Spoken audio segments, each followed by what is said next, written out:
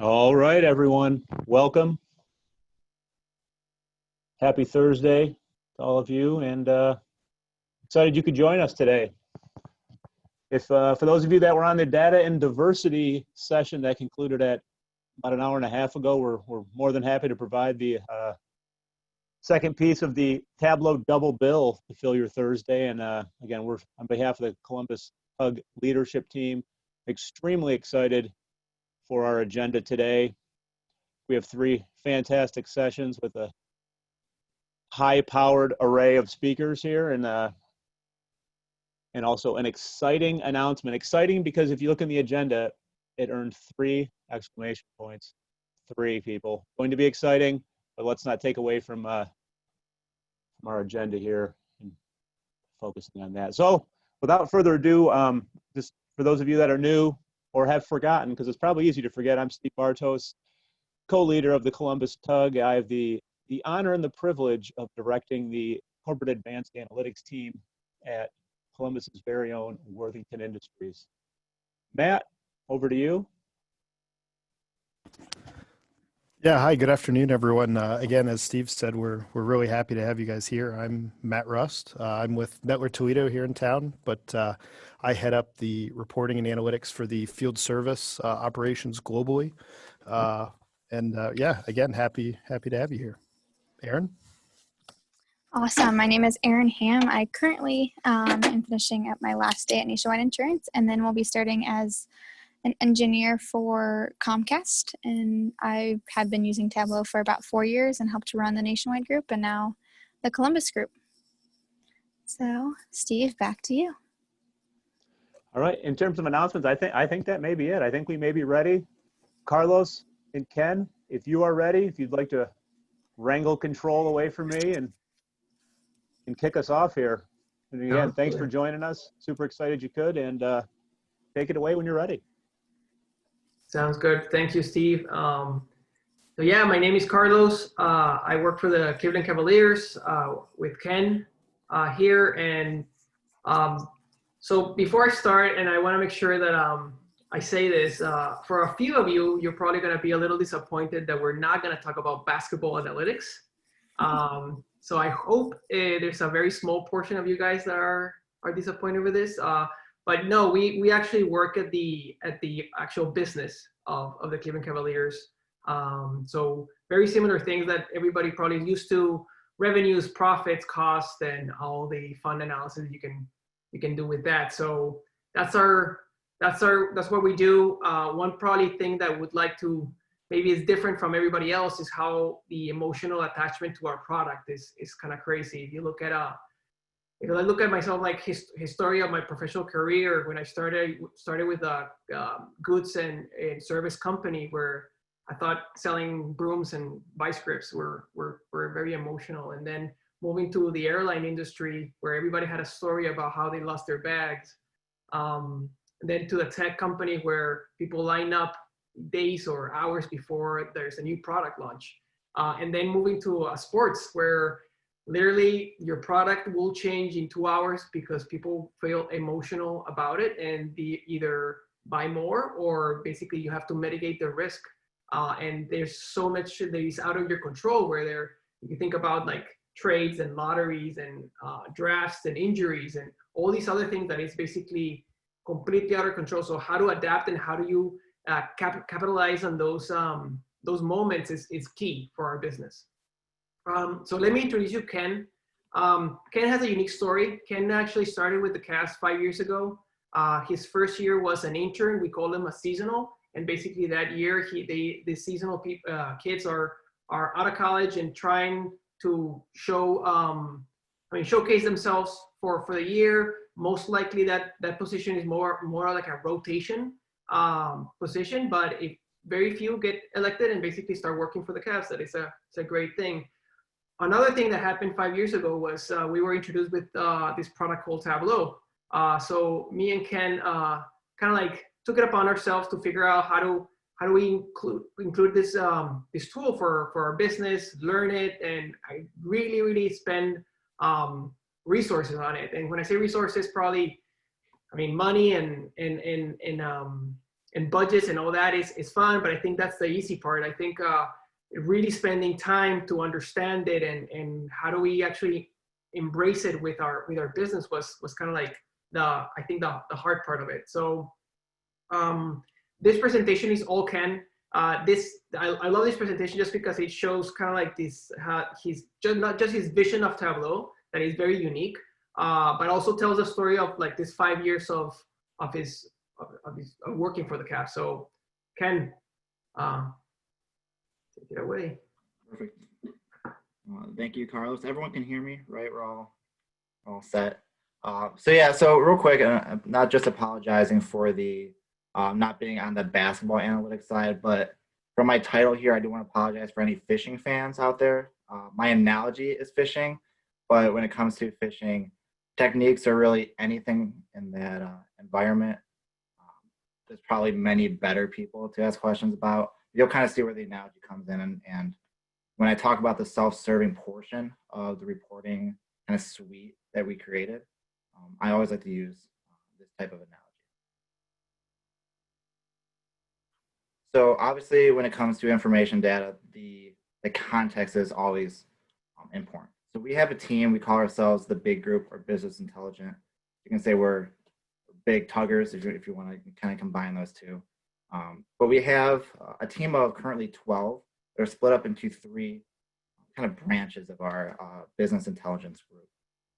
One internally we call Mousetrap, which is under Dan Gilbert's family of companies. And Mousetrap's goal is to innovate and create improvements within our organization. So they fit in our group and really go all around the organization, all the way from where Carlos and I and a few others work in ticketing, but could always go to building ops and maintenance. Their scope is very wide, and they work on just every step of every process. They try to document it and then find ultimately improvements within the process. The second team that Carlos and I really work very closely with is the data management team. And their goal is, especially related to what I'm going to talk about today, administering our CRM platform, which is a lot of what I personally will report on. They also manage our customer information, and they also prep for a lot of our data sources, the information for us to ultimately report on. So a lot of times for meetings, our internal customers will approach our team, bring our data management team and the analytics group, I'll speak about in a second. And then us, the analytics and the management team, will discuss how that information can be collected and then ultimately how we can report on it to our internal customers. And lastly, the reporting group, our analytics, is made up of 4 individuals, Carlos, myself. We have another individual on ticket sales world, and then one other that's much more focused on currently retail and more of the corporate sponsorship and partnership world. So that's how our team's currently built. Just to show the growth of our team since 2012, where they started with 4 individuals. I joined, like Carlos said, in 2015. And then even since then, looks like we've doubled in size. So not only do we like to talk about the work that we've done, but we think this is proof to the organization that they do value what we do on a day-to-day basis, and they're always looking for more information, right? That's never a problem that I'm sure you all have, is there's too much work and just not enough time to do all the work, which is a big focus I'm going to be looking at during this presentation. So back when I started, as Carlos mentioned, in 2015, the organization was very, very new to the idea of reporting. A lot of the times we worked out of Excel documents where it was all manual. You had to manually update it. There was no such thing as a data source coming in really and updating it as far as the automated process. And sometimes in my world that I worked in, which was the ticket sales world, so I worked with ticket sales reps and the managers. And at that point, we had 40 ticket sales reps for the Cavs, another 12 or 15 or so for our minor league hockey team, which is also under our umbrella as an organization. And then we also have our G League affiliate for the Cavs, which is the Canton Charge. And they had another 5 reps. So on top of that, which is around 55 reps, I would say we also had another 10 to 12 managers. So our customer base was fairly large. But at that point, we didn't have any way to manage ticket sales. So we didn't know where, what leads were being worked from the reps, how many leads that they had coming through the pipeline, how well they were working through their sales pipeline, what was most efficient that they were working on. From a marketing perspective, and that's kind of my background is in marketing more than the analytics side, so I kind of have that kind of hybrid role, is we didn't know from the leads that they were efficiently able to go through, where was our marketing channel? What was the most efficient marketing channel that we had? And did we have a diverse set of marketing channels? And then from the other portion of how they received their leads, what types of tools that we were paying for were most effective and efficient for the reps to use on a day-to-day basis. So really our reps get their leads from two different sources. One is marketing generated, one's prospecting. Overall, back in the day, not just did we have a lack of tools that we can use to measure, but we had no way in which to measure what was most effective and efficient. Of course, when we did start to create reporting, which there was a massive dump of reports, I say that in a good and bad way. It's just a lot of information that started to become transparent.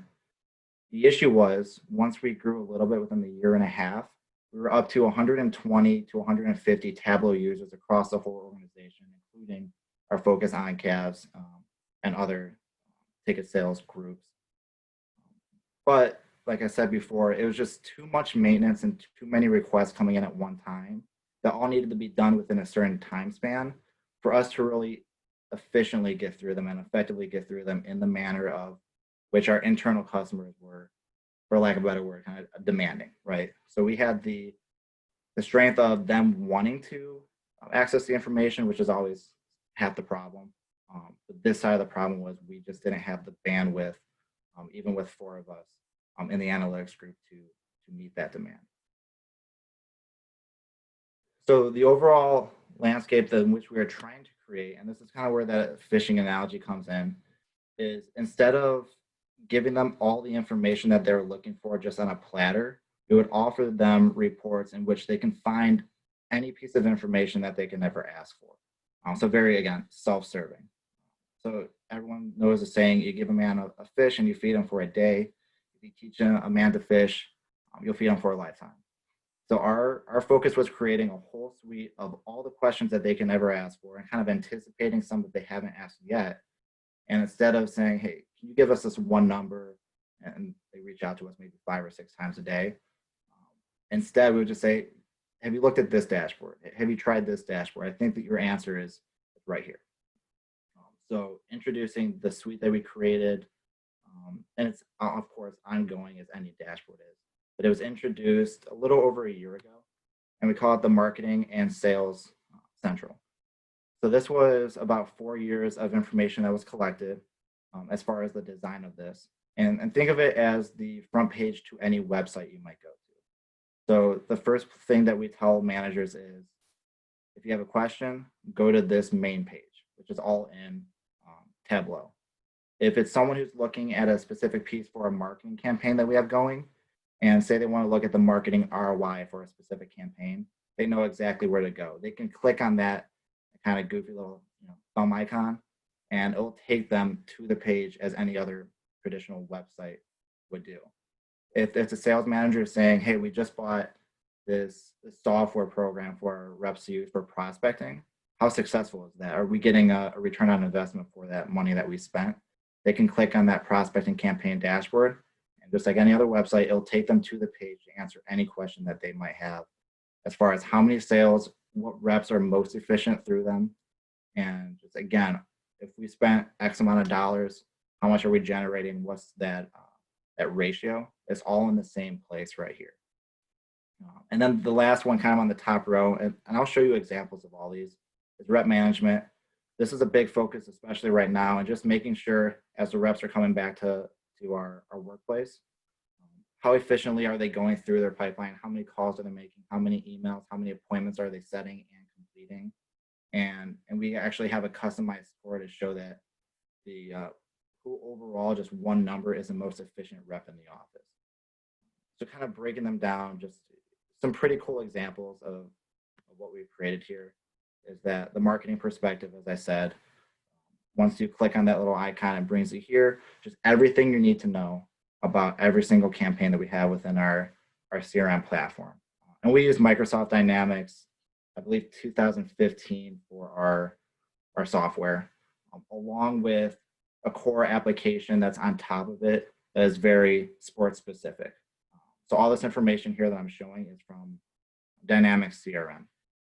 So through here, not only do we know how many sales, the number of leads they went through, overall conversion rate, but we know how long the campaign has been launched based on CRM information, and then how long it is to close.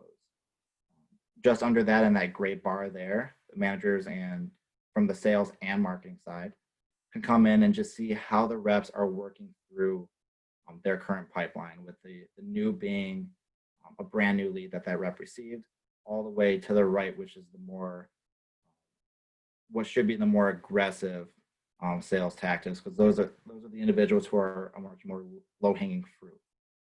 Along with this, and I know I kind of fuzzed out the numbers a little bit here, but not only do they know how many are in that pipeline, but they know the revenue associated with that pipeline.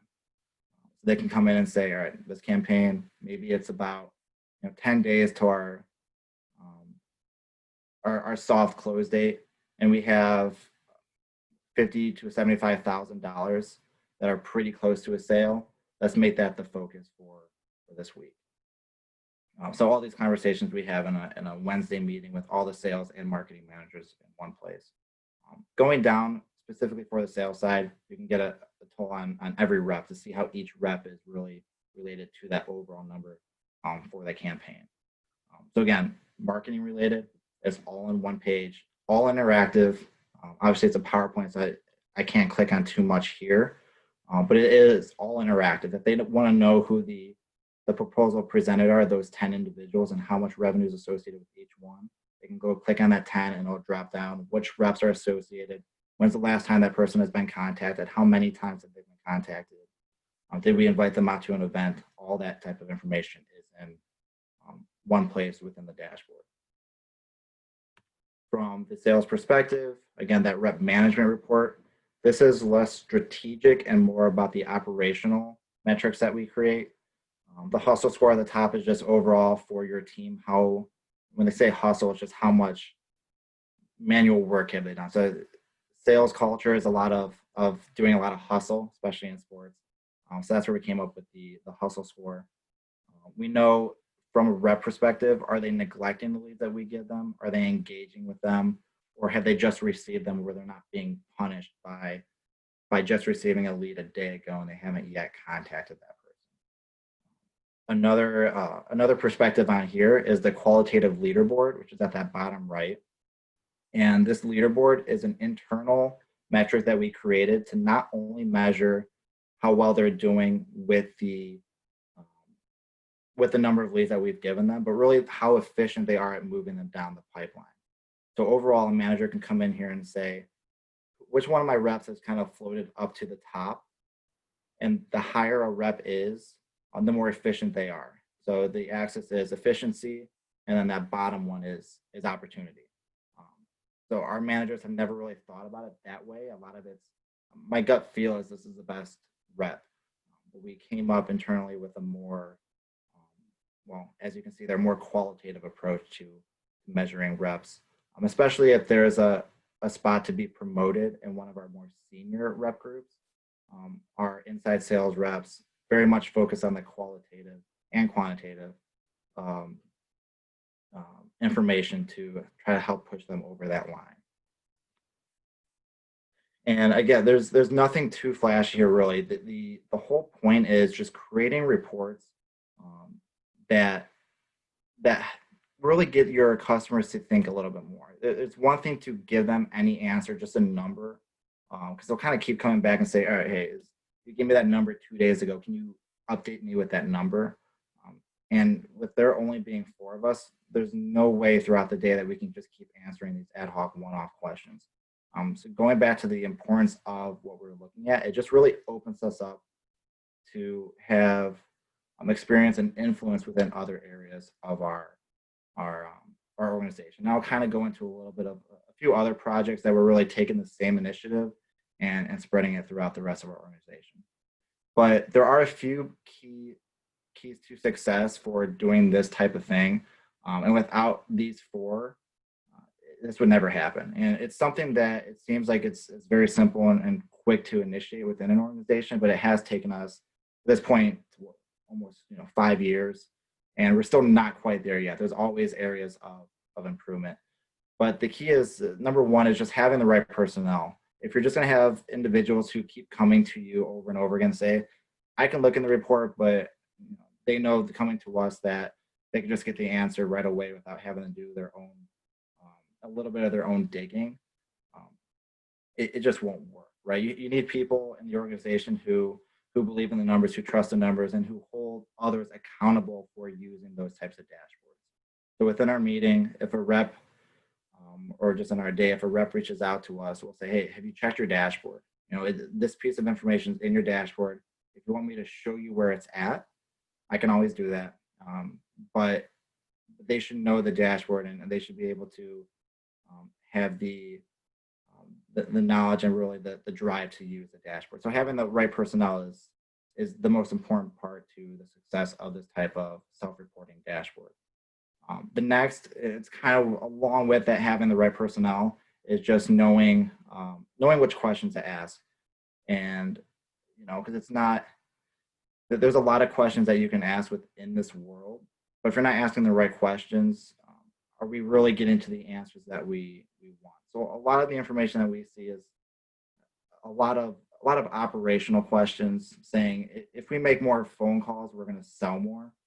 That's kind of one of the battles that we're having right now, which we don't always believe is the right answer, right? It's more of, wouldn't you rather make 30 calls and receive the same amount of sales as twice as many or 3 times as many? So we're much more focused on the efficiency and then the operational quantitative of portion. So we're still kind of working on the asking the right questions, but we're much further than we were 5 years ago, where they would even ask us a question and no one would know the answer. So we're doing very good on that one. Knowing where to find the answer. A lot of the times in our sales marketing meetings, it's very focused on where to find the answer.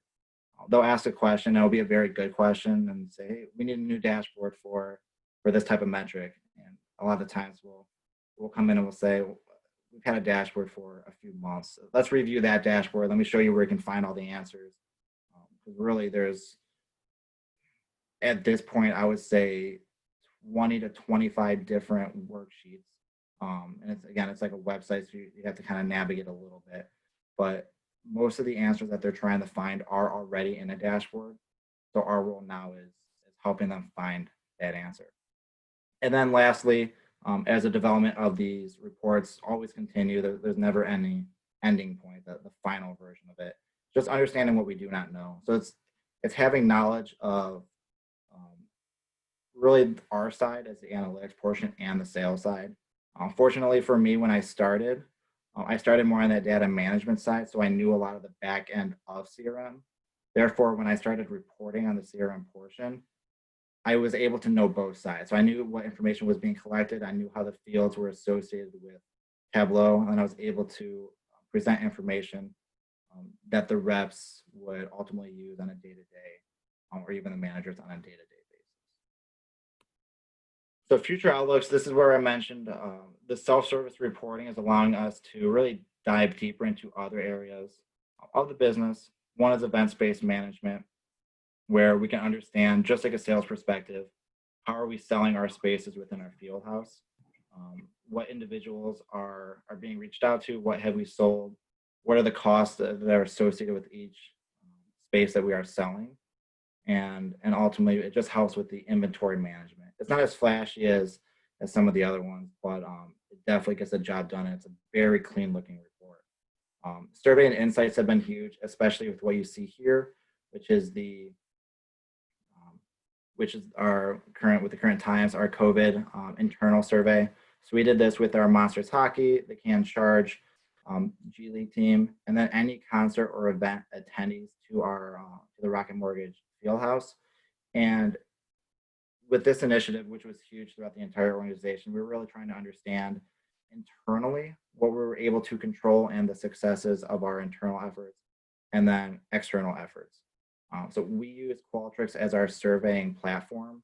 Then we take that information, upload it into our data warehouse, and then we're able to do live reports similar to what we do with CRM, again, through Tableau.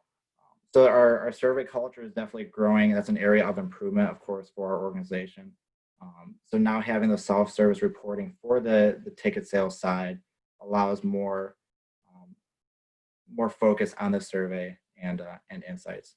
And then the last thing, of course, with the times too, is there's a heavy focus not just on the sales portion, which has gone down as far as a priority, just a tad. Our service-related initiatives have gone up largely. So there's a lot of service reports now where they can go in and see who have they interacted with in the past week or month, really making sure that no one falls through the cracks. Not saying that a customer ever is not the highest importance, but right now, as far as a reporting, there's a fair lack of reports for the service-related initiatives. And now with our self-service reporting in other areas, we're more focused on that service-related initiatives. And really, the final takeaway is just overall kind of creating that environment of self-service reporting. They know where everything is. They know how important it is to look at that on a daily basis. And no time should they ever not know a specific number, or if they don't know the number, they shouldn't know where to find it. They shouldn't not know where to find it. It's something that the managers work in every single day, and even the reps. And now, if I can look at the number here, we are up to 258 Tableau users. Not all of them are specific to CRM, but in the end, I mean, when we're walking through the office before COVID hit, you can go by everyone's desk and you see with their two monitors, one has a Tableau dashboard open up on how to manage their day, and then the other one's a CRM platform where they're actually making the phone calls from and managing kind of their pipeline through there. So the big thing is really culture as a takeaway, and it sounds easy. Again, it's taken us 5 years and to get even 80% of the way there. And then the other takeaway is, and this is the one that really I'm still having to work on, is balancing the self-service and the more deep dive of the analytical nature. So I've been big on any report that I want to create. I'm trying to create a self-service dashboard that's attached to our other suite of information. But now I'm starting to at least branch away a little bit from that and do more of the predictive analytics, do more of the more deep dives, and sometimes I have to provide them with the information instead of them having to come and find it within the self-service reporting.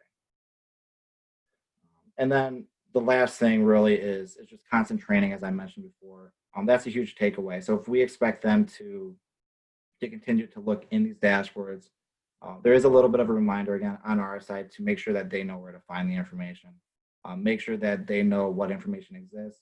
And then if there's not, kind of giving them a timeline of, all right, you know what, this request that you made, we don't have that. We really do like it. We really think it will drive our data-driven decision-making. We'll make sure to work with our internal customers to come up with a new dashboard. And that's the most, I know it's a little of a simple concept, but overall we've seen huge success with it. As we've been there for 5 years. I know Carlos has been there a little longer, so he's seen really the difference, even a bigger difference before we had Tableau. But it's been pretty exciting to watch our successes. So we'll see if there's any questions here.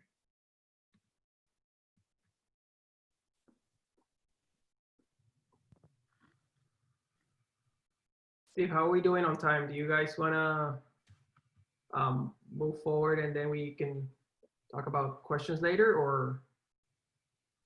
That's a good question. I just scrambled up my screen. I'm going to fire a question at you, and then I'll answer your question. How about that? All right. There's one question. It says basically with a qualitative approach, your team came up with a short-term approach to recognizing efficiency of reps. Have you looked at the long-term effects of reps that have higher efficiency, though they do not establish a personal rep-client relationship? I would think that repeat business and high customer satisfaction is a real thing, whether it correlates or not with efficiency. Only your data can tell. Right. So a lot of the reports that I showed, that's a good point. A lot of the reports I showed were very sales driven and not as much from a service report. So our service reporting is a different branch that we're working on now. I think the interesting point to this question is our rep teams are very different from each other. So we have what we call our inside sales reps who are really only focused, I would say 95% focused on sales, where another team is 100% focused on what we call new business. So that can be B2B or B2C. There is another group, which is the membership development specialist, and they're focused more on the rep to client relationship.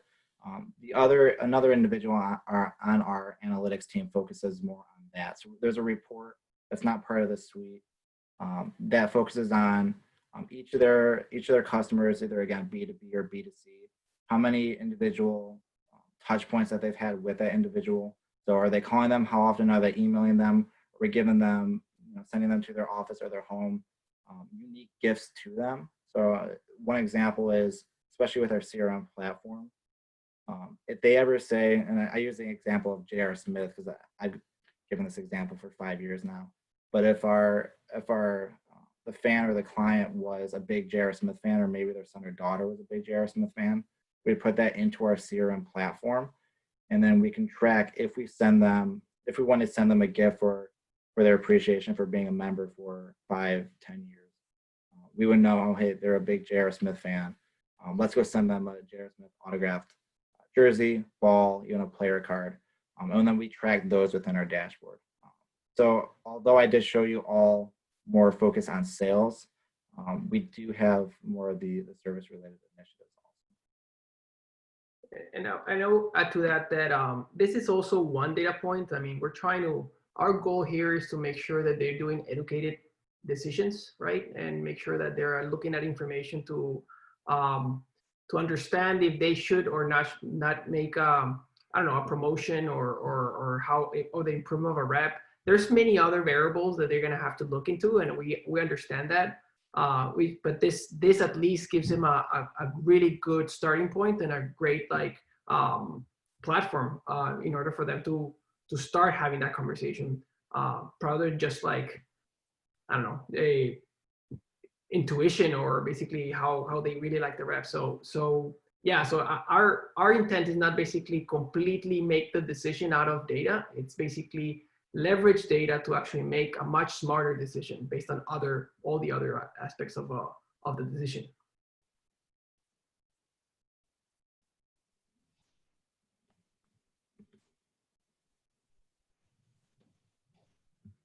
I got another question here for you. It's the asker wondered, do you have to clean the data from the surveys prior to visualizing? And if yes, how do you clean your survey data? Right. So our team from the analytics group does not clean it. We send it off to the data management team who uploads it into our warehouse. They have to do a little bit of cleaning, but as far as exactly what they do, we're not exactly sure. So I just send it to her and she sends it through the magic machine and it comes out extremely clean on our end. But what she does, I'm not too sure. Yeah, I mean, from that end, I think, we have obviously we leverage a data management team heavily on this. We have a data scientist in there where that's what they do. When it comes to surveys, every single table, every single field is different no matter the survey. So in the example that Ken was showing, we're trying to use the same survey in order for us to actually get some insights of time. So in that case, there's less cleanup, but I feel like, but when it comes to just different surveys, obviously there's It basically will create a brand new table in our warehouse, and then we have to tap into that. So it's not as, I don't know, as automated as we want it, but that's what we do.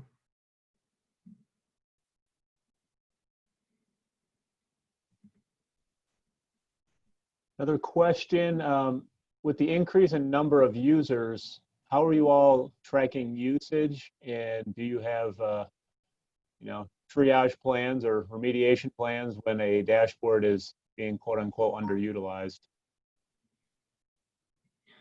Yeah, so I wish there was a one-stop shop for a dashboard to show which ones are being most used and which ones aren't. But for this suite, as far as the, not project, I think workbooks, so not individual tabs, but the workbooks. Within Tableau, we go and we see who all has access to that dashboard, how many times, and when was the last day. So it's kind of just, I'll wake up on Monday and just look at the last, look at all 13 or 15 workbooks and see who is looking at it, who's not. I don't really, I don't write anything down and track it week to week. But the one thing that Carlos and I always talk about is we use a lot of subscriptions for our Tableau. So a lot of reports will get sent every day or just at least once a week. A lot of the times our users won't click on the report. They just want that quick snapshot through email. So even if the managers and reps are looking at the information, a lot of times the report in Tableau won't show that. I don't know if Carlos wants to speak on that, but that's our hard thing to track. Yeah, I think the other thing I will add is that our business is very cyclical, obviously. So we have seasons.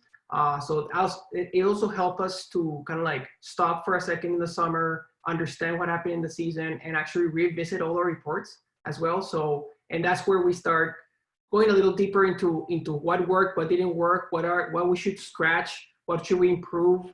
So we do a lot of that work in the summer to get ready for the upcoming season. But it's basically trying to look for all the entire site and go through kind of like a thorough process where we identify what things we need to get, like one, just the versions of Tableau change as well, right? So we have like 3 or 4 new versions during the year that we need to start understanding what other features do we have that we haven't implemented. So that's all the other things that we kind of like try to do that in let's say in our time where we actually are not playing basketball, and it's the summer in a normal season. Thank you. We have another, do you know is the basketball analytics side using Tableau at all? Or do you know? Yeah, so the basketball analytical side is very interesting. It's actually, there's 3 people there, with very different backgrounds. One of them that is basically in charge of the coaches is using Tableau. So it's very, and he's been talking to me just because I've been obviously working with Tableau for a while. And so that portion of the basketball side is doing it. He really loves the data prep software that Tableau has. He comes from a startup company, and I think that's one of his thoughts was basically have that type of functionality on his work. So very excited, but most of the others, no, it's other programs.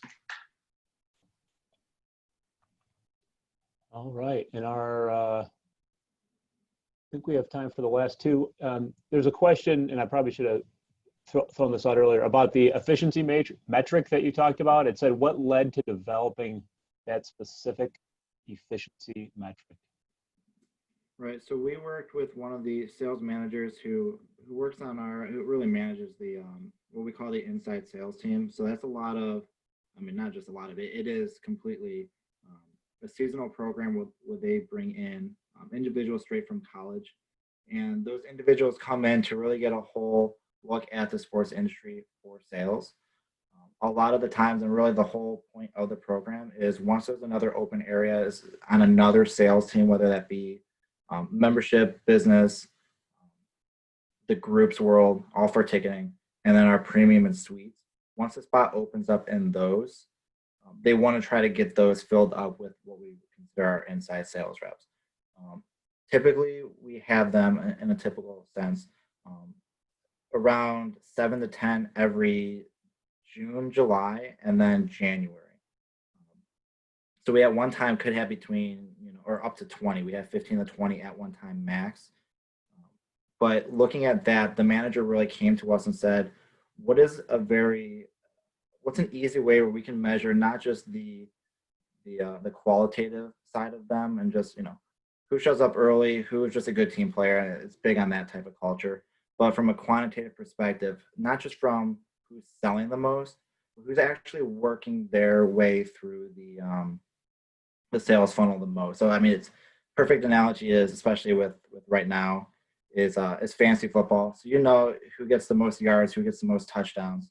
But ultimately for the next season, you can say we valued this individual player more than another player based on the opportunity that they had to score more points. So maybe last year they didn't score as many, but their opportunity to score and the probability that they're going to score more going forward is higher. Their potential is higher than someone else. So that's where we try to come up with not just how well they're selling, but how well they're creating more opportunities for themselves to sell.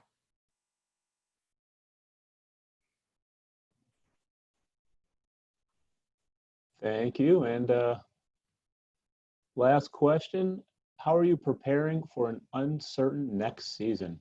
Anything specific that you and the team are doing or helping support the organization in that regard? Is this a Tableau question or is this yeah. Maybe how are you using Tableau to help prepare for an uncertain season? Yeah. Or just in general? Yeah. So obviously we're right now in a position where we need to adapt, and I think that I can bring up my first initiative when I was introducing Ken. One of the things that is good about working in the sports industry is that you have to adapt quickly and you have to adapt on certain areas it's out of your control. So there's a lot of practice on that just because that's the nature of the industry. And so it seems obviously very, very different this year, but we've been here before. There's been years where there's been a lockout, right? So season stopped and all of a sudden we start playing games in December. There's many things that we can go back and look into and see what we did, what we could improve. So I understand, like it is a little overwhelming and probably kind of like nervous that we don't know what's going to happen. But I mean, here we are trying to like just moving forward, thinking about tomorrow.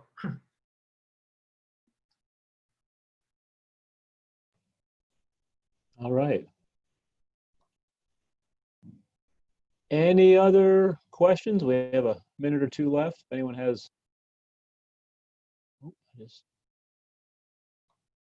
any last questions? Oh, 1 second.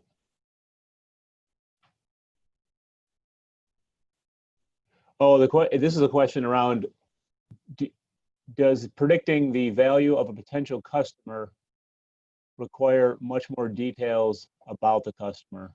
So in terms of the information you have versus the information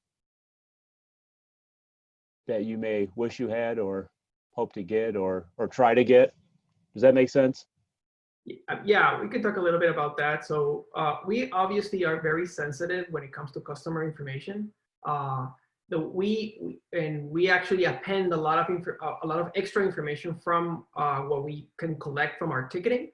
But our ticketing world will give us plenty. So we will know if you're a regular attender attending a game or an event. We know if you actually shared your tickets, if you transfer your tickets, if you're actually there for as a broker and want to sell your ticket and make some money. We know a lot about that, your activities here. What we're looking to is also appending obviously typical things like we use a company called MarketCast that appends information and demographics to those customers to understand a little bit more about who you are. But what we try to do is not focus specifically on the customer or target them specifically because of that, but understand as a whole our segments and understand and try to predict a little bit more about like what are you doing in the website, what are you doing as an activity in order to actually find people like you out there. So that's kind of like our approach when it comes to customer kind of like data and customer kind of like information. But we do have a very good sample size and a good way CRM kind of like platform where we can collect all that. All right. I think we are at time. So Carlos, Ken, thank you very much. Greatly appreciate it. I know you're not leaving, but just wanted to make sure I told you thank you. Thank you for participating. Greatly appreciate the time and effort in putting this together. Great stuff. And again, thank you very much. Thank you, Steve. And if anyone in the audience, if you have additional questions, keep them coming in the Q&A. And just as long as I know where they're directed, we're happy to, if we can't answer them today, we'll be sure to get them to the appropriate people. All right. So Luke, if you are ready, I don't have much in the way of introductions. As some of you may have noticed, my work for this session in terms of our splash page is a bit lacking. You'd think the more I used it, the better I'd get, and I seem to be trending in the wrong direction. So Luke, I'm going to go ahead and throw it over to you whenever you're ready, and I'm going to assume that you probably know more about yourself than I do, so it may be more appropriate for you to introduce yourself. So yeah, that sounds good. Hopefully I've been tech savvy enough to take myself off mute, which I'm the worst at because I just get going. So thanks for the prepared lack of intro. I actually set it up in the slides. So the time I've got here, it's going to be a little bit of experimental, but I'm actually going to pare it down. What it says is building applications in Tableau. It's a trick. What we're going to actually do is talk about how to create great tables in Tableau. So it's a fair warning. If you're like, I never use tables, I will convince you by the end of this session that you need to be making tables, and there's tricks to making tables worthy. In fact, I was tempted to put tables in quotes here because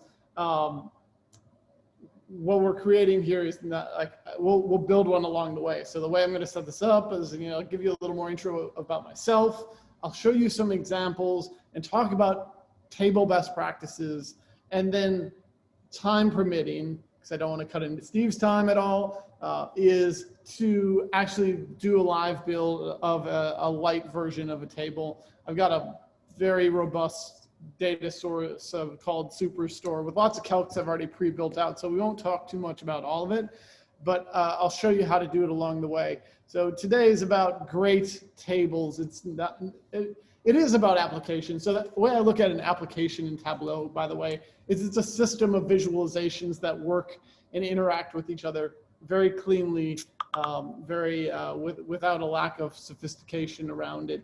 It just looks and feels like it's a unified source. So that's great. A great table should do that. Even though it might be multiple sheets, it will have the same look and feel of a table without actually being that. So here we go. About me, lucky to be a two-time Tableau Zen Master. I've been using Tableau since 2013. Funny story, my first experience with Tableau was actually back in 2009. Was working for the University of Minnesota at the time, and we were assessing some BI tools for the School of Health. And that's, it's medicine, it's everything, pharmacy, all bits. And I was like, this tool is not, I stumbled upon Tableau. I was like, this tool is not very good. Fast forward like 3-4 years later, I really started using Tableau for several reasons: to create maps of all things and visualize events analytics coming out of there. Little more background on me is I have a data science, originally more of the data science world, but have found my way into Tableau because we need to be able to communicate those results from complex models in a very efficient manner, and Tableau does such a great job of servicing those results out. Right now I co-run Workout Wednesday with a couple of folks around the globe. I write what was near weekly blogs. It turns out like COVID has been a little bit of a handle on getting the blogs out near weekly. And then I used to do weekly videos on our Data Coach YouTube page, but our team does some other stuff. So I wanted to share some examples of what I'm doing and what I've done in the past. So, the first top left viz here is my first Tableau public visualization. I was visualizing race ethnicity by scores on educational tests. That was my very first viz, put it together, published it, it's right there. Still haven't deleted it, pretty much deleted everything else afterward up to some point. A couple of years ago, I was working on how to do like cool advanced analytics on StubHub tickets and being able to find like the best price, best ticket. I threw that in there because the Cavs would be on here and we'd love to talk about pricing all the time. And it certainly came up of like, hey, the reseller market is a great spot. And I used to be a twin season ticket holder before I switched over to Minnesota United, and did basically, how did I hack selling my own tickets with that? So, my own use there. And then I've got a fancy Harry Potter viz, which is one of my personal favorites, figuring out the geometry of it. And more recently, you'll see the example here of just working with tables and how do I make something that isn't a table and make it look and feel like a table. So here's just a light example of that. My day job, by the way, is I co-lead an analytics consulting firm. I, again, moved from public sector into consulting and then started doing this on my own. We've got clients all over the place. So there's our website. And also via COVID, I've had the fun of adding on top of that, running full-time daycare for our 2-year-old daughter. So lots of things going on that lead to me not blogging as much. There she is. Here's us hanging out. This is just outside Lambeau Field. I'm originally from Green Bay, of all places. And just, more great pictures. Just to, humanize the work that I do a little bit is by always just showing off a picture of my daughter along the way. So we're going to get into table formatting and table formatting 101. I'm going to give 4 really practical tips right away, which is, these are all straightforward. There's no revolutionary thought in this, but it's worth noting every single time. Is number 1, use a readable font size. So, we're all guilty of it at some point in our career of having font that's like size 6 or size 2 or like really, really small, right? Just because we're like, let's cram it all in. Like, I'm not a big fan. Like, think about who your end audience is. Like, I'm getting older, I have to squint to see that. So, size 10, 12, or even above, it's now where I generally fall. Distinguish the headers from the body. Specifically, what I like to do is make my headers bold, and I like to make the text not bold. And Tableau has lots of great options with the base Tableau font that you can work around that. And the examples you'll see today, we'll keep it really simple. I'll just bold the headers, and all the other text will sort of be the same style. And then, even to add on, the third point I have here, using a readable font size, is actually at spacing, specifically about half the amount of whatever the size of the text is, almost going like between 1 and 1.5 size for padding above and below that text. You'll definitely see it in a second here. And then I just wrote in here, choose table-friendly fonts. I'm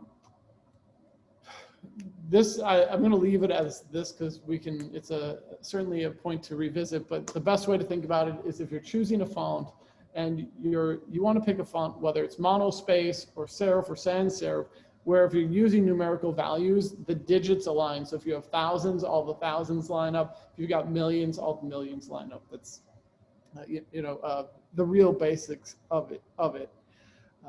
But what I'm going to do is I want to show a series of examples and then dive into how you can go ahead and actually create these. So here's our standard table. I've dropped in Superstore data, and we've got, this is subcategory. So if you're not familiar, it's sales data, online sales data, a retailer, and you can sort of see the various subcategories here. We've got accessories to tables, and it's a standard boring table. If you take a look at the principles that I was discussing just a second ago, I've got a bold header here. I've got a not bold base. I've got a large font relative to the page here, and I've got lots of white space for readability, right? We want to make it accessible to as much of our audience as possible, and that's really what that spacing is able to do. And as a result, I don't have to put column dividers in. I can just stick with row dividers, and I can let the white space actually divide up the page as well. So, you know, base table, you're going to see sort of everything's going to run from this particular design. So I've got 26 different ways that I've come up with. You know, by the way, I just started making this 48 hours ago, so I'm sure there's more. But I was like, let's come up with as many ways that I can do a slight variation on a table. It's still a table, everything's a table, but how do I enhance insights from it? So the first one, real obvious, well, not so obvious, but the first thing that I thought is, let's just make the font and emphasize certain values more than others. And I probably should put a rule around why I've chosen to bold these values, but these are the values where sales are above their target year over year. So that's why we see this particular bold showing up. But it works just well. Same thing as instead of bolding, I could just change the color. So I went to the margin column here and I said, if it's above or below, let's make it red or really a dark gray in this case. So another fast tip here is in accessibility is don't pick straight black when you're creating any visualization. Choose a dark gray. It helps with folks who have readability issues with text on screens, whether it's dyslexia or a number of other accessibility challenges for certain. So again, easy ones. I'm just going to do a quick fire through a bunch of these. We've got highlighting a single row where I just wanted to call out, or single column here where I want to call out color. So like a highlight table.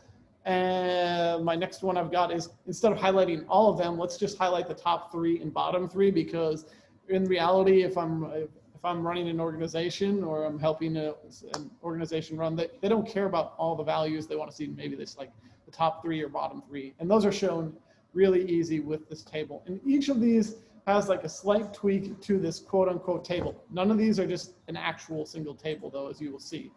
One of my favorites to use is just like, instead of doing a full highlight table, is to add a dot as a visual indicator. Again, these are whether they've hit a target or just off pace or are well behind the target with the value. So you can see using color and shape to call out particular values. And these circles all line up. The sort of juxtaposition of that is to instead just put a dot calling out the values that are below target. And that is what I'm doing here with this chart. It's just like adding a red dot next to the text rather than a column. So we've got, you know, already 6 different ways that we can consider slicing and just adding slight little adjustments to our tables. Another one that I like to do is, and it doesn't look exactly like this, right? I don't put values on every single row and every column, but adding context through line of information. And again, providing that, what does it mean? What is, if I'm a technology revenues $1,616, what does that mean? It's up 2%. Well, that's way better, but you know, it would be even better than just a second line of text, would be a second line of text with maybe an arrow indicator up or down. So I'm adding in an arrow to show off and showcase whether a value is going up. And there's actually 2 ways to do this. I've got, again, a text variety here, or I could just throw on a shape that kind of covers off both lines. It's sort of in between here, but it's a lot bigger and it's calling it out, and it's in line with all the arrows themselves are in a single straight column or format here.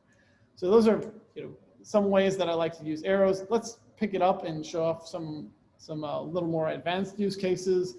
So I like to put bar charts inside of my tables. And this is just, you know, a standard bar chart that I'm showing off here, a Gantt bar chart. For all positive values, I'll do something like this, and it just makes, right, it makes the visualization itself pop a little bit more. I don't have to, you know, even though I'm in alphabetic I don't have to scan too much. I can call out machines as being a larger number just by the tiny spark bar here that's sort of showing up. This one didn't turn out as nice as I was hoping, but I've used it in similar cases in the past, is that I've got bars that are positive on the right side of the text, and I've got when a bar is negative on the left side of the text. Didn't work out perfectly, but again, I was trying to come up with some experimental ways to think about visualizing in a table, and why not have like a negative bar side versus a positive bar side. Again, I can play around with this in the future, but I just wanted to showcase that as a possibility. This one is for one of my colleagues, Spencer. He's on the call today. He loves using the Cleveland dot plot, and I figure why not for the Columbus Tug, as the bitter rivals in basically no sports, because you got whether it's soccer or hockey, not total alignment. Anyway, just being able to show off instead of in bar form, showing it off as a dot along a continuum here. So we've got that visualization. I already see a question coming in. Will it be available to you? Absolutely. By the way, all this will be available afterward. I'm working on a blog post along the way. I've got a spark line here, and this one is actually, I'm going to give you a little trick and hint on this one. It looks like one sheet, but it's actually, it's 3 sheets. And you're like, Luke, how am I going to use this when I've got 1,000 rows of data? I'll show you a little trick that I have saved for the end here. I doubt I'm going to get time to actually show it off and actually implement it, but I've got a blog post for it to show you how to synchronize those.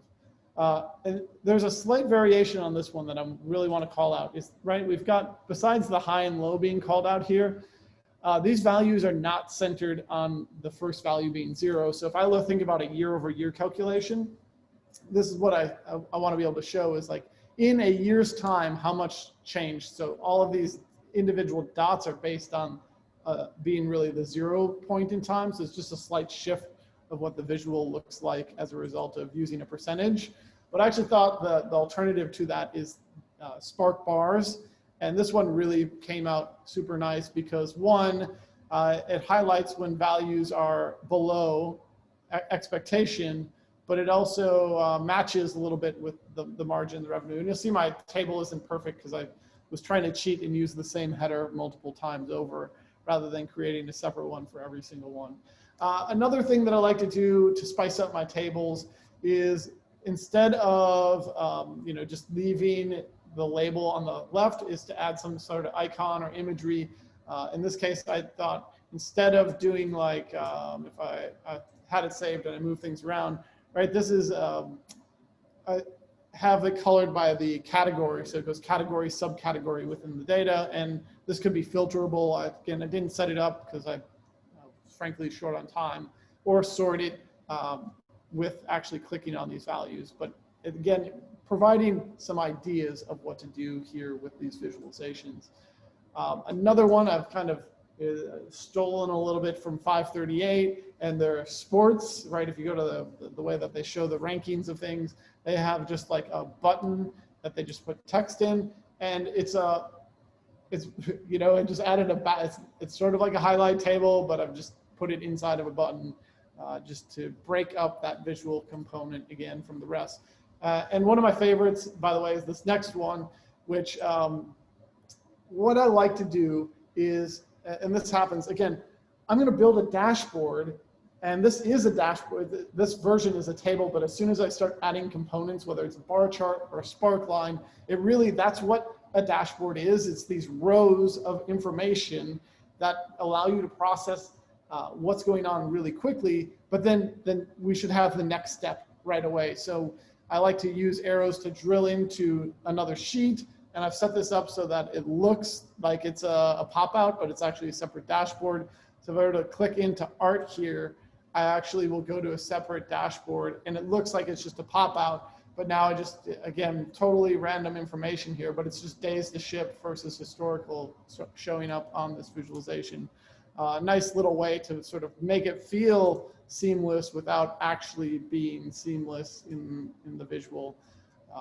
since Tableau doesn't necessarily have that pop-out functionality quite yet. So you'll see I've just got two separate sheets here that I'm just toggling between. And I'm using a set action and a parameter action to sort of drive that change from sheet to sheet. Ideally, parameter action, it's a lot more performant relative to a set action. They're just a little bit laggy on server. So again, this is on desktop. Putting rank out in front of a value is something that I do quite often, but I don't usually just stick with the rank here. And this is just ranked again by the most recent month of information I've got coming in, and this will all dynamically change. But instead of showing off just rank, I like to do rank plus that change in rank over time. So I think I got my arrows in the wrong direction now that I'm looking at this, but machines last month were ranked, well, they're ranked first, but the previous, they basically went up 9 spots. That's the way this is sort of breaking out. I really like to usually put this out in my first column. Column again, not an actual column, because if you're thinking, how does Tableau do this? Well, this is a separate sheet out in front of another sheet. Again, I'm going to show you how to do that. It's just some container magic and some filtering magic when it comes down to it. And then, last 6 here, so thanks for holding in with me on this one, is I thought, how do I have just a subtle visual indicator? Is I thought, all right, what if I added stars to show whether you're close to hitting a target or you're far off? So I've got this version where it's stars and where you can kind of see art and bookcases and chairs hitting their target and labels and furnishings not hitting their target. But there's an alternative to that where I was like, what if it's filled in dots? And this is just dynamic text, by the way. This is the 2 different text calculations that I'm showing, filled in and not filled in dots. And as I hover, you probably already can see that I'm just using a Gantt bar, but there are other ways that I can do this. I just stuck with the obvious version, that less obvious version of what's going on. And another way I like to use tables is I like to embed inside of those tables lists. So here are our top 5 or top 3 products for every single subcategory in this data. And it's, again, this gets to be a little bit big, but I am providing potentially some very useful context for my end user, because they're like, oh, well, what was the 3M hangers? Let's go check out that in furnishings. And some less useful, trying to get to 26 for whatever reason. I was like, what if we colored these and the rank and just had some highlight by rank and group them together is another one. Oh, what if we did like ribbons and then used icons for the top 3 to just call first, second, third? If it was, again, I'm not trying to just use sales data in this situation. Like it could apply to any, you could have sales folks listed up here. And being able to hand out awards very quickly and call those out. And then finally, one that I find myself using occasionally is this progress chart. So this is year to date. The whole bar represents the entire year. Just know that the dark gray, this bar right here, represents the target of progress where they should be. And then if you're above, you're blue. And if you're below that target, you're red. So just a quick way to call out progress. So machines, congratulations, you've hit your target for the year. Not only are ahead, but for the year, you've actually hit your target. And those are 26 tips, but I want to show you how to actually go in to Tableau and build this out. So I'm going to escape out of here, my presentation mode, and I'm going to go to table body, and I want to show you how to build one of these out so that you can kind of see what my thinking is behind the scenes. So I'm going to actually go to the number 2 version, which is just color in this case.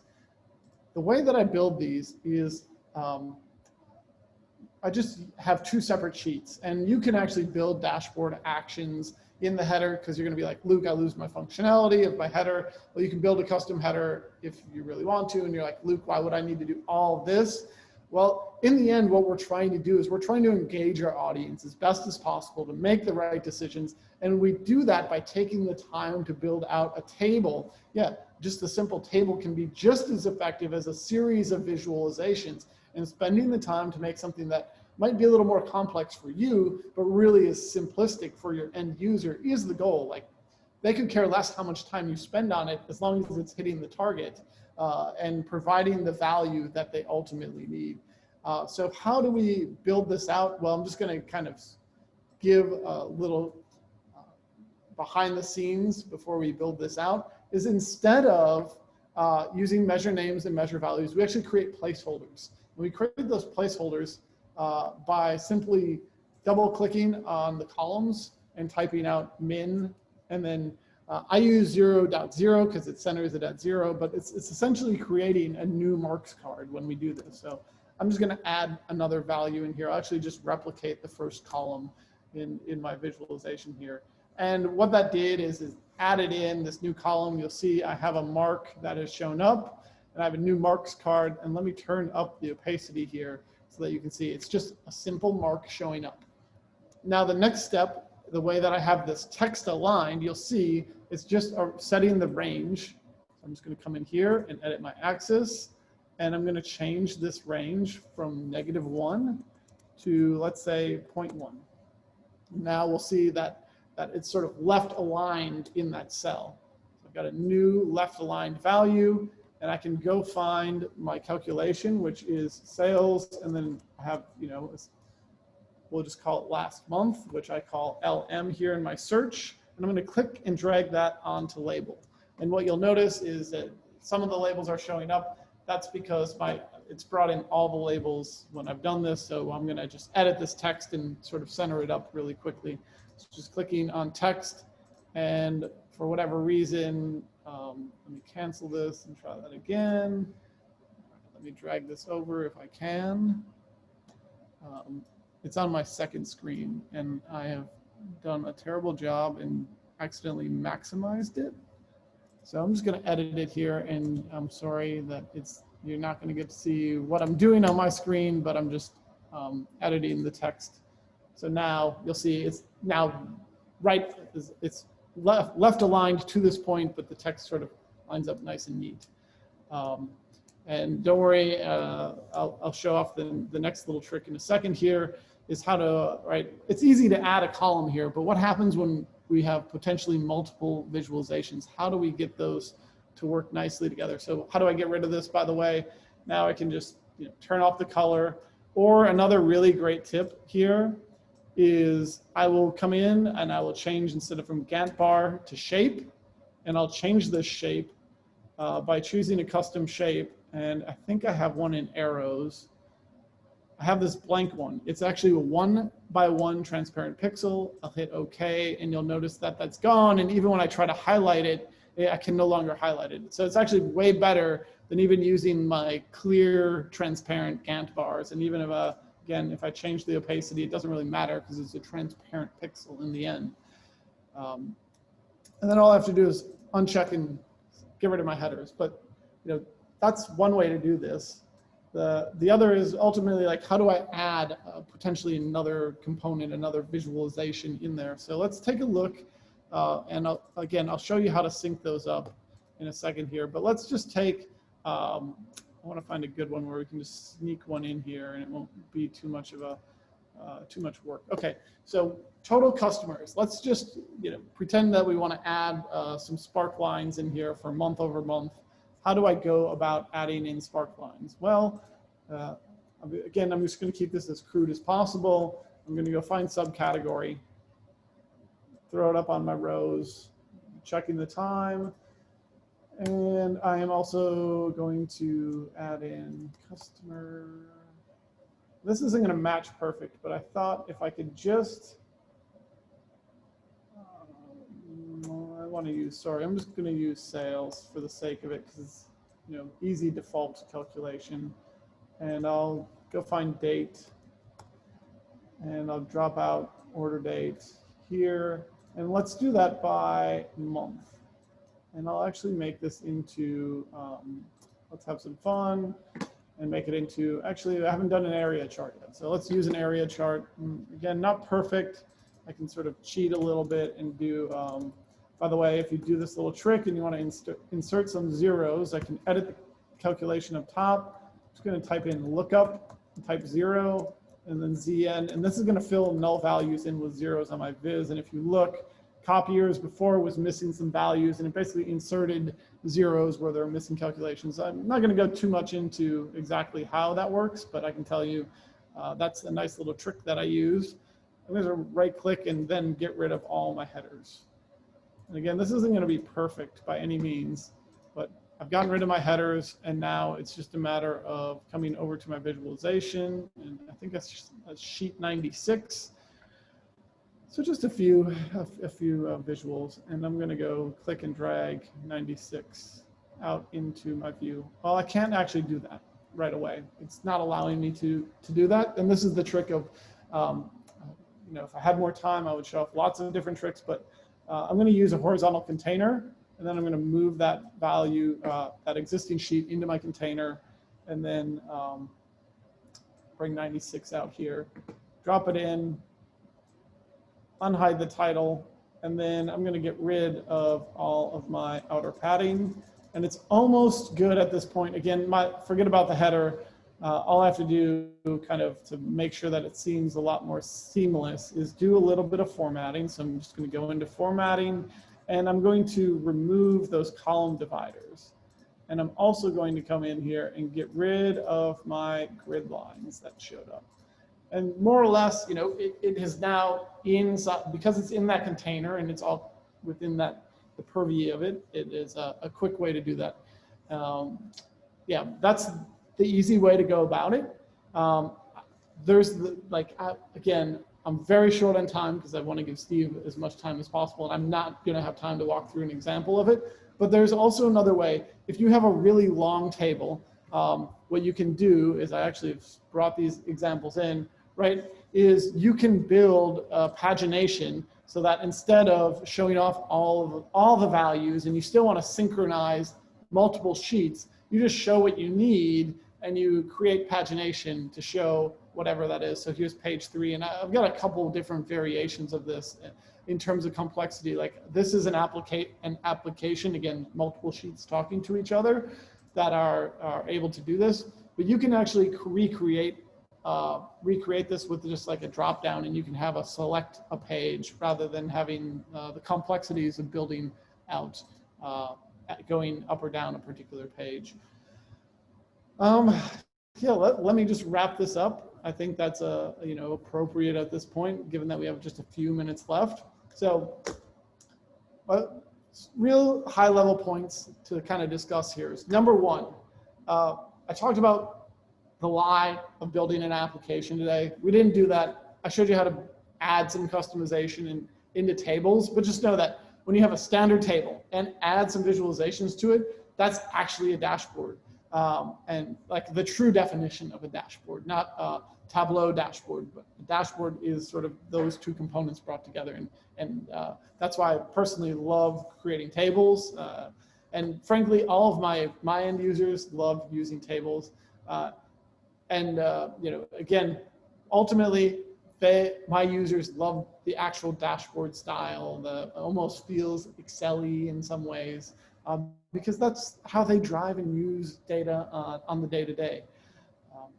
Finally, the way that I look at this, these custom tables, they ultimately lead to greater engagement. And again, my biases coming out here, greater engagement, which if we've done this right, if we've created dashboards and we've added these little tiny visualizations that add context to help make decisions, and it informs it, they will make a better decision, hopefully. And that's ultimately what we're trying, at least I'm trying to get at in the stuff that I do every single day. So I've got my contact information, emails there, Twitter. Frankly, you can reach out to me on Twitter, but I'm really bad at following up on it. It's 2020, so let's just leave it at that. And then LinkedIn is just linkedin.com/in/Luke Stanke. So I just want to thank everybody for, I'm sure there'll be one or two questions. I've kept it super concise at this point and not going into any too much detail of what's going on. But thanks again for the time today.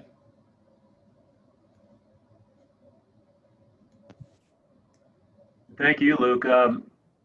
fantastic amount of content. Really appreciate that. And, Yeah.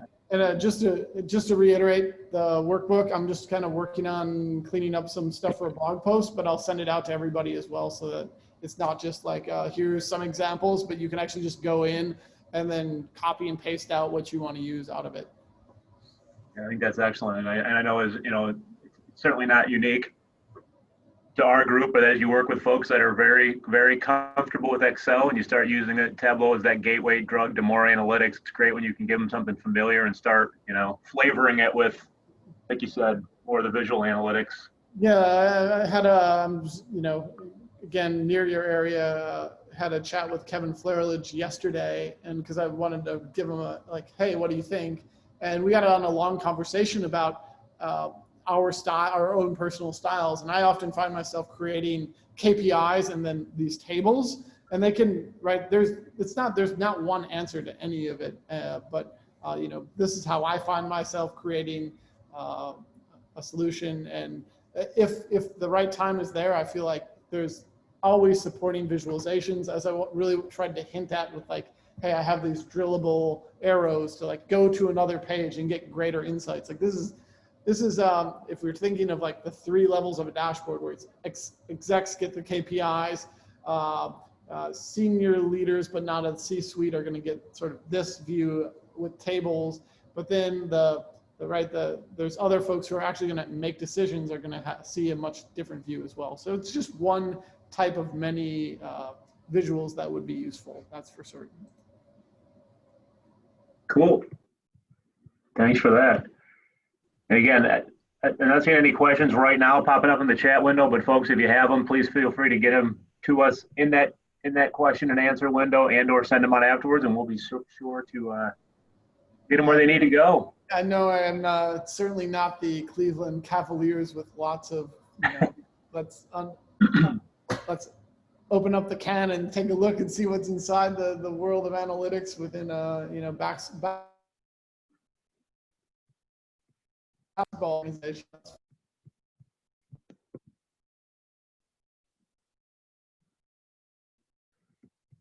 Oh, one question they asked about any sort of table enhancements for qualitative data. So when you start seeing things like, comments, or you're trying to pull in some qualitative data to again, flavor that tabular approach. That's a great question. And I think that I tried to sort of get to that. I got to, find that workbook again. Let's just share my video one last time. I think I really wanted to hit on that visual here on 22, 21, 23. Right, the qualitative data, while I have ranks showing here, it's also meant to be hey, where's that spot for additional information? And I also find myself, if I have a very long comment, I might only show the first 50 characters of this, because so when Tableau kind of runs off, it kind of starts doing some funky things. So showing a truncated amount, but then using the tooltip, which I'm not utilizing on any of these examples, to show the overall, the other information that's in there. That's another opportunity though in these designs to have a drill through to actually see the full data. If it's more than one comment, you can actually, usually these are aggregates of many bits of information, but that's a really good question. And now I have to add it to my design options here.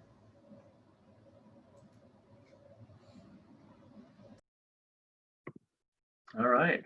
Well, thank you, Luke. We're going to transition to our next topic.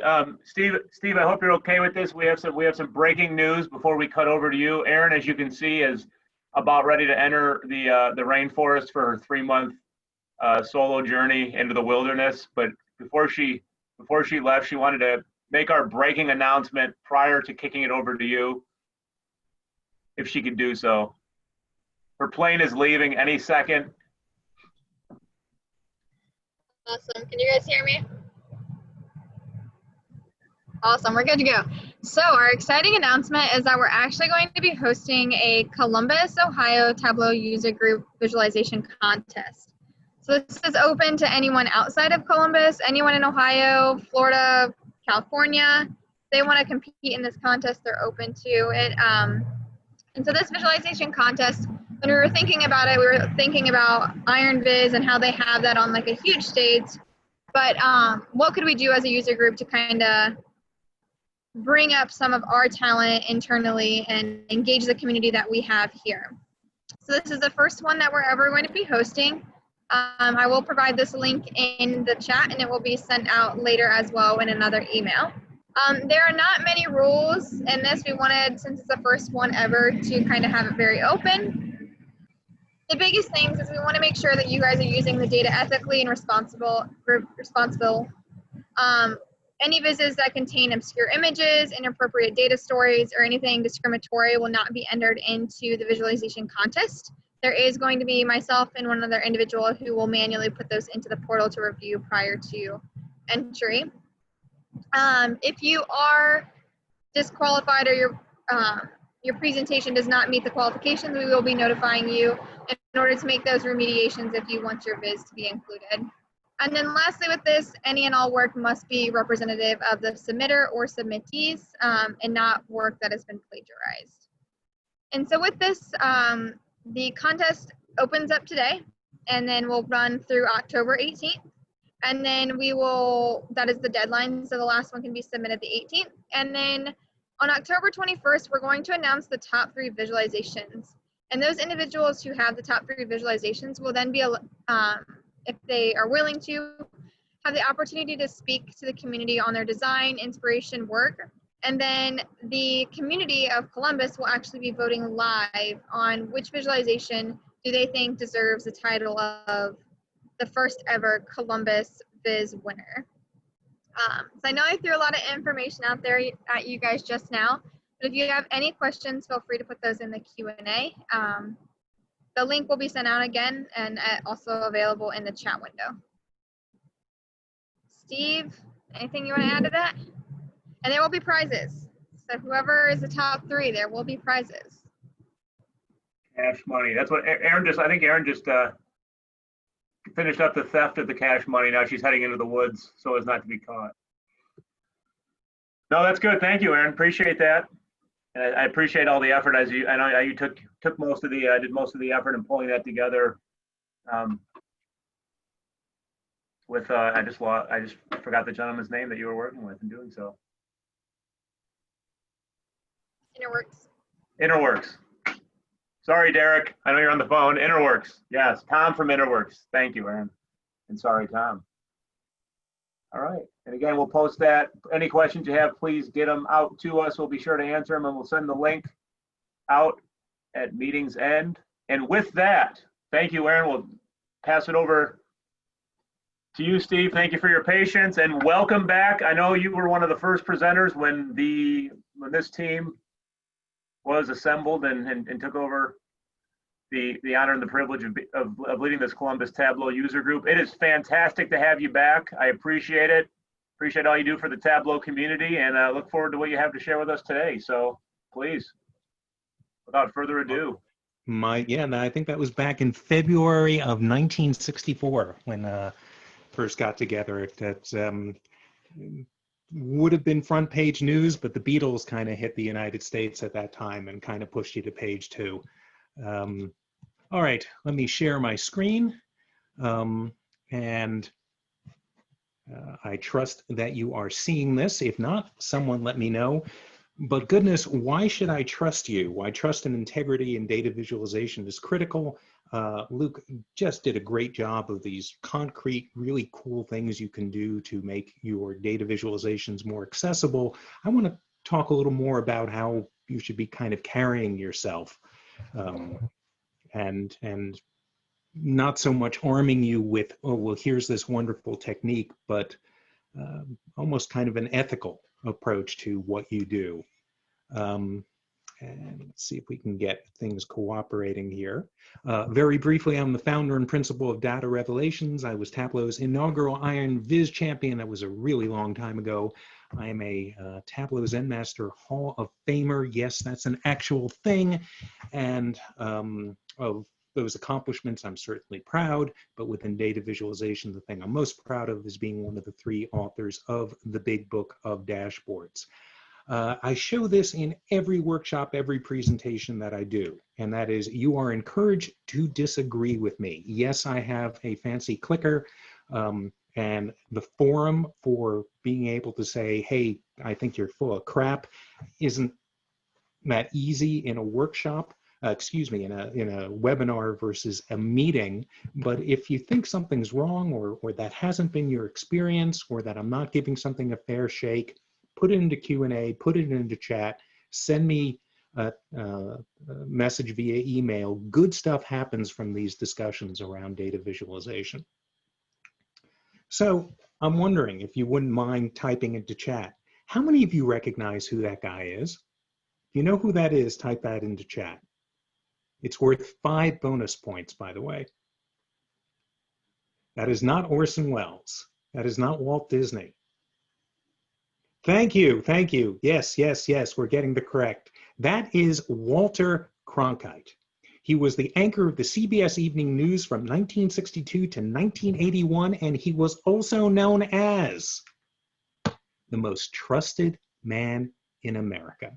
He ended every broadcast with the catchphrase, and that's the way it is, and he related facts in a way that people craved. And as we're going through this upheaval, oh my God, anyone who remembers this guy, we want someone telling us, here's what's going on, this is what's happening, and these are facts that you can trust. So, no Walter Cronkite, hasn't been on the evening news for a long time. You may recall, it wasn't that long ago when things were really uncertain around coronavirus and COVID-19, daily briefings from various people. And I'm going to show you 2 people, one of whom I know really well, and the other I had never heard of until I saw an article about this person. The person on the left is Dr. Bonnie Henry. She's the Chief Provincial Health Officer for British Columbia, and the person on the right is Andrew Cuomo, the Governor of New York. And apparently, Dr. Bonnie Henry just did a great job explaining what was going on, what's happening, here's how we're going to combat this, here's where we're going, how to deal with it. Andrew Cuomo was absolutely must-see TV in daily briefings, and my understanding is that you had a spectacular job by your Governor DeWine in explaining things that was going on. And daily briefings, what's happening, couple of times when he really took on taking responsibility. This so impressed me. The states, you have a problem with what's going on right now, blame me. Well, one of the interesting things that has come from this whole crisis and pandemic is I now know the names of so many more governors in the United States than I had before. And here is Brian Kemp, who's the governor of Georgia. And how did I find out about this guy?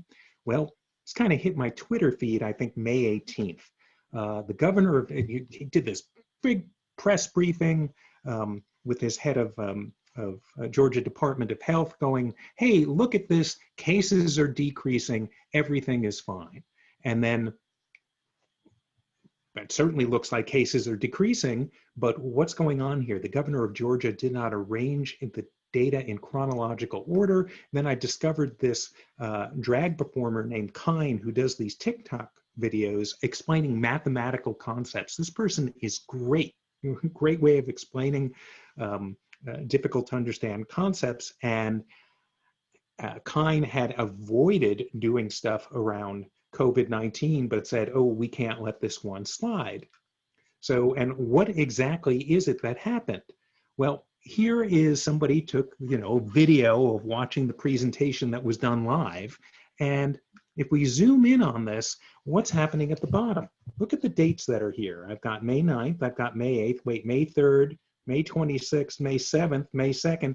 This was sorted to go from highest to lowest. It's going to look great no matter what the actual stuff is in place. Well, the next day, news outlets went crazy. Everything from the New York Post, which is a very, very right-leaning newspaper, to the Financial Times, which is kind of centrist. I kind of like this title, When Axes Get Truly Evil, and Brian Kemp then has to apologize for the website and what they showed in the press briefing. And here is Dr. Kathleen Toomey, who's Georgia Department's of Public Health Commissioner, who pledges, hey, we're going to do things right, we're going to be transparent, we're going to be really good about stuff. And this was on May 21st. Okay, they're going to fix this. So on May 30th, I visited the website and tried to understand some of these graphs and was trying to show the cases over time and said, hey, here's May 17th. And all these cases that are going down here that look like things, we don't have enough data yet. Remember, this is May 30th. So anything after May 17th is preliminary. But here's another chart, and it's not saying over here that this stuff is preliminary, so it looks like everything's going down. So is all this stuff preliminary? And look, the fact that you're watching this and we're all engaged with this, we all have some serious data geeks. So I wanted to look for myself and use the same data source that the New York Times is using to fuel their visualizations. And I started visualizing the data, and no, the case count isn't going down, it's going up, which, by the way, means, why do we even care about that? I mean, that our cases that important to measure, or should it be the percentage of tests that come back positive, which I think is a much more important measure, in hospitalizations and deaths. And in fact, back in early April, 538 and Nate Silver was publishing saying corona's case counts are meaningless. So, and agreed. Well, it's now June 27th, and I decided to look what's going on at the site. And do they have a percentage of positives? Do they have, are they trying to show hotspots and things like that? And this is just terrible. By the way, there is a encouraging postscript to this. In any case, around the same time, I discovered this woman, Kelly Cronert, and she's making her own Georgia COVID-19 website using Tableau, and it is 10 times better and for conveying good, useful information. All right, what does all of this have to do with you? You're thinking, wait a minute, I'm just working in my business. I'm not trying to show these kind of life or death type of situations. Well, let me discuss something that happened with Makeover Monday maybe 3.5 years ago. If you are not familiar with Makeover Monday, it is a brilliant social media data visualization initiative where the founder of this was Andy Kriebel. He originally tapped Andy Cotgreave, who's chief technical evangelist at Tableau, and now Eva Murray ran it with Andy, and now it's Charlie Hutchinson and Eva Murray. Every week they find a data visualization that was out in the wild, or a headline or some image, and the data that supported it. Said, okay, this is the thing that was published in this magazine. Here's the data. Let's see what you come up with. And it's a great way to practice data visualization, because you're tasked with a common data set and you're trying to come up with, I hope, what is the clearest way to get it so that people understand it. And you'll see what other people come up with and go, hey, that's a really good technique. I think I'm going to try that in my own work. Well, here's was kind of a somewhat embarrassing case of people kind of collectively dropping the ball. This was published, Australia's 50 highest paying jobs are paying men significantly more. This was published in an Australian periodical, and Forbes Australia picked this up as well. And people started creating all these really cool charts. Most of them are gap charts showing, hey, here's how much women are making, here's how much men are making. Here's another version of this, another one, and another one, and another one. I don't know, over 100 of these things. Most of them are some variation of the gap chart. And then you have something that, you know, kind of looks like this. And they were all pointing out, oh my gosh, an ophthalmologist, average ophthalmologist, male ophthalmologist makes $500,000, but a woman ophthalmologist only makes $200,000. This is just heinous. And Jeff Schaefer and I both looked at this, and we wrote this blog post together about saying, did no one actually really vet this data and look at it carefully? Do you really think this is the case, that men are making 2.5 times as much as women? And if you look at the data source, it is coming from tax records. This is from the Australian government itself. This is good data, right? But look at it, it's not row level data. This is what the average woman makes and what the average man makes. And anytime you're dealing with averages, every flag should go off, especially with something that doesn't have an upper limit. And I love this cartoon from Math with Bad Drawings by Ben Orlin. So what would my starting salary be? Well, I'll put it this way. Our average starting salary is $80,000. And then you discover you and your coworkers are all making $30,000, but the CEO's son is making $430,000. So yeah, the average is $80,000. So this was enough for me, by the way, because I said, you just need one guy who is on retainer for the Sultan of Brunei, is making $25 million, and that's going to skew everything. Jeff Schaefer, my co-author and fellow Zen master, and maybe the best all-arounder within the Tableau community, he went a lot further, and he started looking at workforce statistics in Australia. And that 17% of the male workforce in Australia was working part-time, 46% of the female workforce was working part-time.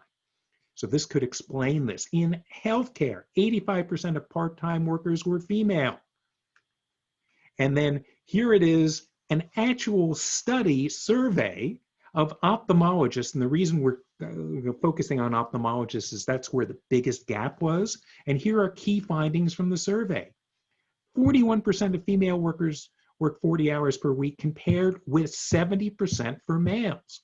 57.5% of females work part-time, compared with only about 1 out of 7 for males. So welcome to reality. Here are the facts. The real gender gap was about 38,000, not 335,000.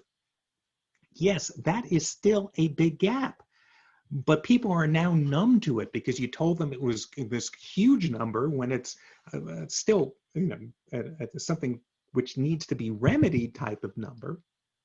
It numbs people to this. And my fear is that you have so many people amplifying something like this. And it's our responsibility to avoid this. Wait, you think the wage gap here is bad? You should see what it's like in Australia. Just the other day, I was looking at this really cool infographic, and there were 100 infographics amplifying this BS. All right, the argument that I got when that some people who took offense that we were kind of criticizing Makeover Monday, I think it is a great initiative. I had no problem with Makeover Monday. The problem was that nobody bothered to really look at the data intelligently. But what's the harm of it? I think there's a lot of harm of it, but my gosh, if you're dealing with high stakes data, you cannot afford to be wrong. You're publishing something on racism, you can't be wrong. You're publishing stuff on COVID-19, you cannot afford to be wrong. It's why I have not published anything on COVID-19. One, I would make sure to have this thing really carefully vetted, and two, with all the stuff that's going on, is mine a visualization that people should be looking at, or would I be competing with other stuff? All right, look, of course you're going to make mistakes. What can you do to minimize them? Okay, why do I trust these people? Before I publish anything of consequence, I ask people to look at it. New book coming out next year in April. And I'm asking lots of people to read different chapters on it. I'm going to be publishing a viz or a blog post. Hey, what do you think of the viz? Is the dashboard as intuitive as it could be?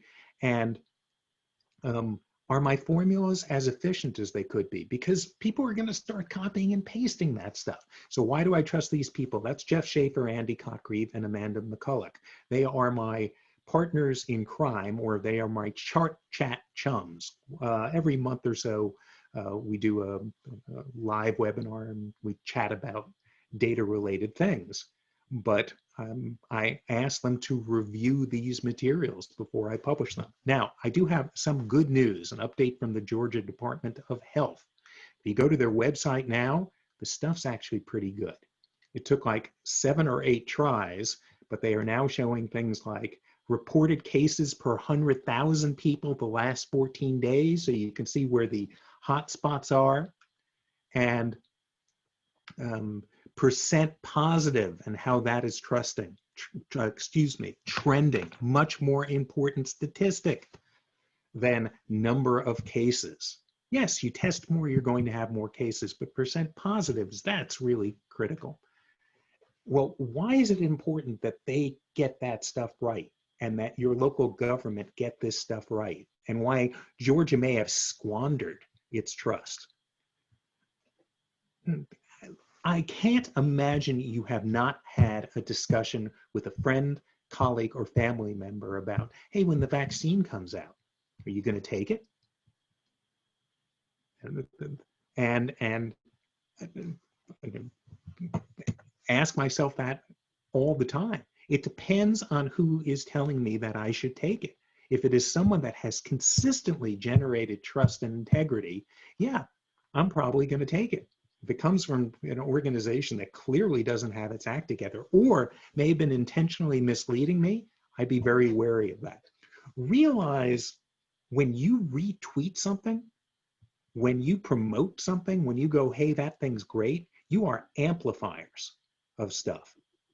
So be careful. It isn't just, hey, I didn't do something. I just saw this really good tweet and I just retweeted it.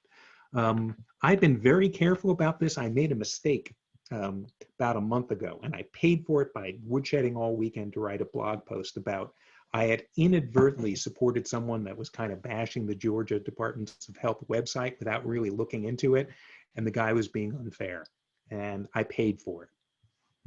So as you consider what you're making, who you follow, who you amplify, who you support, I want you to think about trust and integrity.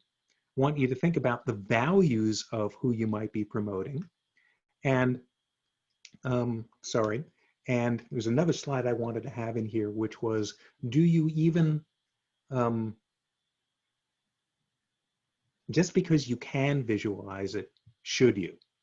So imagine there's something saying, hey, we have this, but does it make sense to visualize it? So this is an example of a Fox News turd. TURD stands for truly unfortunate representation of data. Look at the bar on the left, look on the bar at the right. Hey, looks like the bar on the right is 2.5 times as big, right? Well, here's actually what's at play here. This is considered one of the great evil things to do. Don't truncate the value axes with a bar chart. Well, look at this stuff from Fox News. And here are cases where they don't even show where the axis is starting, that it's truncated. Okay, in case you're going, wait a second, why are you just bashing on Fox News? Don't other organizations do it? Yes, but from the research I've done, which is, and it's, I should do more. If you can find lots of examples for me, but here's an example from MSNBC, and you can see, hey, they're making things look a little better about the budget deficit than it really is by truncating the axes. But in terms of thinking about Walter Cronkite and who are you going to follow, where are you getting your news from, what are you going to quote, what are you going to amplify? And I just showed you these questionable and I think highly misleading charts. There's also I'm going to show you a chart that is absolutely accurate, but just because you have this information means, should you publish this? And this was just one of the most heinous things I've ever seen any news organization do. They decided, hey, let's look at the bump in the stock market after George Floyd's death and compare it with other deaths or incendiary racial events. Michael Brown death, the Rodney King case acquittal, and the Martin Luther King assassination. Who even thinks of doing something like this? But think of what is systemic of the organization. Somebody wanted this graphic, somebody made the graphic, somebody approved the graphic, and somebody spent time talking about it on TV. Well, where does this, what are you going to do, and where does this leave you with all your responsibility in all of this? And so who are you going to be as you craft the data visualizations? And I don't know if you're going to be publishing things that millions of people are going to be looking at, or is it just going to be something that's inside your organization? But are you going to be like Walter Cronkite, or are you going to be, I hope people recognize who this person is. That's Hans Rosling, died 4 years ago, expert on global health, gave one of the most watched TED Talks ever, showing how the world has changed tremendously. He wrote a wonderful book called Factfulness, which I encourage everyone to read, and it will make you feel better about the world. But he was using data and data visualization responsibly to try to show people, here's how things actually work, and here's how we can use data correctly to help people make good decisions and understand the world. So as I think about this, am I going to take a vaccine? Well, if Dr. Bonnie Henry, if Anthony Fauci, if Andrew Cuomo, if my trusted primary care physician tells me, probably. But now think about it for yourself as well. Please think critically about the data. Don't just visualize it. Don't assume it is up to snuff or it is without problems. Be someone others can trust. You will be invaluable to your organization, and you'll even be invaluable to your community with you doing that. A couple other quick items for you. Very quick commercial. Got a workshop happening next week. If you're interested in it, it is tool agnostic. It's not about Tableau specifically, but it's about building world-class business dashboards. And I think I still have 2 spaces open, and there's a promo code there. And if you want to continue the discussion, want to tell me, hey, I don't think you're right, or here's another example, or here's a treasure trove of MSNBC misleading graphics or something like that, I would love to hear from you. There's my Twitter handle. There is my email address. And with that, I'll leave that up for another second or two. Oh, and the name of the book was Factfulness by Hans Rosling. I would say stop listening to me, get onto Amazon and order it.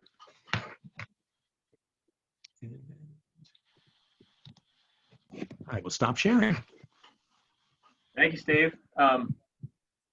If anyone has any questions, please feel free to throw them in the Q&A window. It's something, I jotted something down, Steve, while you were talking, but then I believe you began to address it, which is just because you can doesn't mean you should. And I was thinking about some of the ease, like as you know, as you get to familiar with Tableau, it's relatively easy to build in Tableau, right? It's not easy to build well, but some of that ease, with that ease come some of those challenges, which I think are similar to what you're addressing. Is, are you taking the time to understand the data and then understand the way you're representing the data? You know, you get to those aggregations, you know, level of detail, all those things that plague very new people in Tableau. But if you're not taking the time to understand the data and how it's being translated and being responsible to that end, right? Steve, I'm glad you brought that up. There's a good book. Hold on. If I may be able to find it in like 10 seconds. It deserves more attention than it's been getting, and it's from one of our own here. If I don't find it in here it is. Avoiding Data Pitfalls by Ben Jones, formerly the person who ran Tableau Public at Tableau. And it gets into you know, a lot of those issues and a lot of the things that oh, I hadn't considered this, or I didn't realize that showing averages may not be the right thing. The other great thing about Tableau is it does a great job of helping you find where you got problems with your data. You know, that you can really be, wait a second, how can somebody, you know, how could this person have ordered 8 billion things? You see some number which is just crazy as you're vetting it. So realize it isn't just about presenting the data, it's about discovering cool things in your data and discovering where your data is all messed up. That makes sense. Here, I'm going to type into Hans Rosling, factfulness. There I you think go. you made an important point just with showing the folks that your internal vetting committee, and it's something that I know we've continued to evolve. And some of it had to do with content that we were introduced to from Steve Dennett at NetJets, talking about how they put together, almost like criteria, best practices, and some of it had to do with the quality of the material that you're producing and releasing out into the organization. And then I think some of what you're talking about sits almost in front of that, which is how are we just making sure that what we are communicating, what are the practices we put in place to make sure that it is accurate and that we are being responsible and that we build that trust, and then and I make sure we don't lose that trust once we have it, right? So I think how it fit together nicely. I don't know how your practices have evolved or your time to that end.